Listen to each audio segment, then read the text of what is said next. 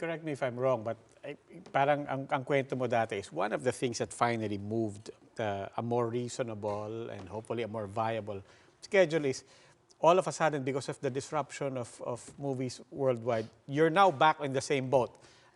Both the cinema owners and the theaters and the filmmakers are now back on the same boat that we have to get people back into the malls because Netflix has disrupted everyone, streaming services have disrupted everyone. Now you have the same interest to get people back. I mean, is that still the dynamic, and is it something to build on?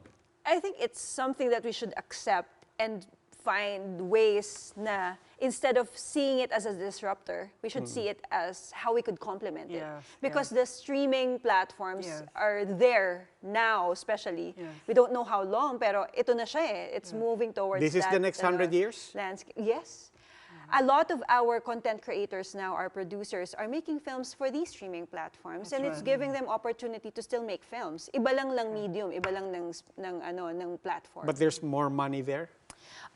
If we know how to value our films, and that's, I think, the next step, knowing the value of your intellectual property. Because if you don't know how to negotiate on these transactions, matatalo ka talaga. Yeah, give me an example where we can actually get off on the wrong foot, and because we just don't even know the value. It's a long tail, eh, no? Yung mga streaming, they show it first in the cinemas, tapos ilo-long tail na lang nila. No, but now they're saying it's not even a long tail anymore. It's the head of the streaming. Yes.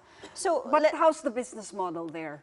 So your intellectual property is your project, right? And there are different rights you can exploit. You can have digital rights, which is the streaming rights. You can have animation rights if you want this film to be an animated film. There are theatrical rights if you want to turn this into a film.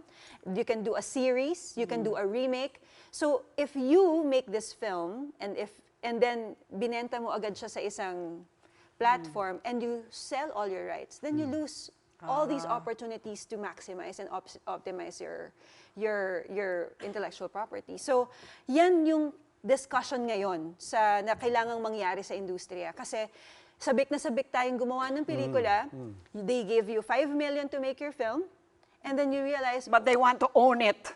Yes. Yeah, and they will dictate the terms. Naturally, that's what business owners and enterprise would do. So you just have to know what is due you. Okay.